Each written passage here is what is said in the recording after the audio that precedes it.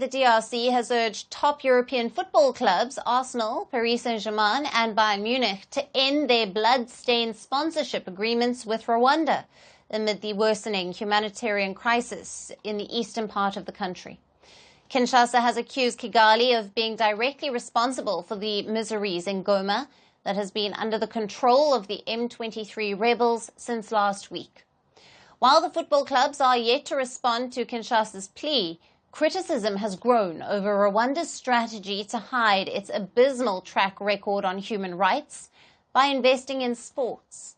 Our next report gets you all the details. As the situation intensifies in the eastern region of DR Congo, the government is doing everything it can to pressurize its neighbor Rwanda into giving up its support for the M23 rebel groups who've captured the city of Goma and have vowed to march towards DR Congo's capital, Kinshasa. The DR Congo's Foreign Minister, Teresa Wagner, has urged popular European football clubs Arsenal, Bayern Munich and Paris Saint-Germain to end their blood-stained sponsorship agreements with Visit Rwanda amid the worsening humanitarian crisis in the region.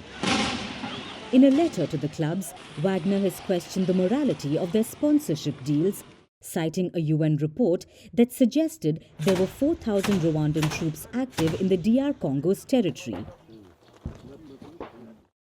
She wrote that thousands are currently being trapped in the city of Goma with restricted access to food, water and security, and that countless lives have been lost.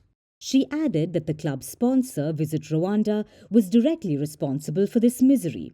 Wagner further said that if not for their own consciences, the clubs should end their sponsorship agreement for the victims of Rwandan aggression. Wagner also highlighted how Visit Rwanda's sponsorship could be funded by the illicit mining of blood minerals in the occupied parts of the Central African country before being transported across the border and exported from Rwanda. Now, the Visit Rwanda campaign has extensively promoted the East African country's unique attractions, such as mountain gorillas, stunning natural scenery and cultural heritage. In 2018, Visit Rwanda signed a partnership agreement with Arsenal to feature on the British club's sleeves.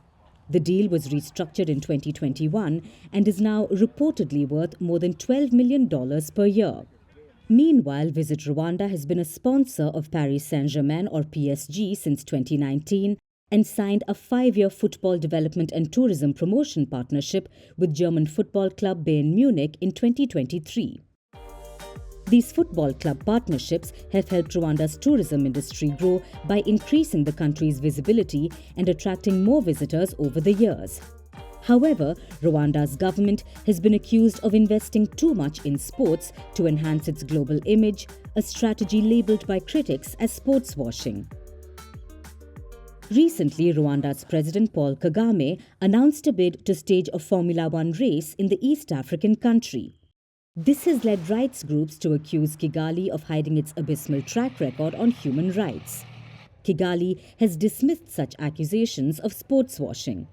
However, criticism against the government has continued, especially from the DR Congo, which has accused Rwanda of backing the M23 rebels and looting the country of its precious minerals. But amidst all these accusations, the question remains: will the football clubs pay heed to the Congolese government's plea and end their partnership with Rwanda, or continue to support the slaughtering of hundreds of people in the eastern part of the country? We're calling the show Vantage. We hope you like what we put together for you. Touted as the minimum defense from that video. India's neighbors were the first to send the special edition of Vantage live from the White House throughout the week. Hindu Mandir in we're on our way to Tel Aviv. Pretty measure, but it's also the perfect way to drive.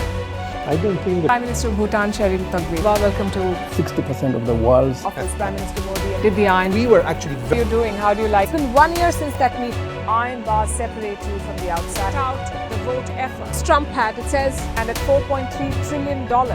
300 billion by 2030. That's what we need to tackle climate change.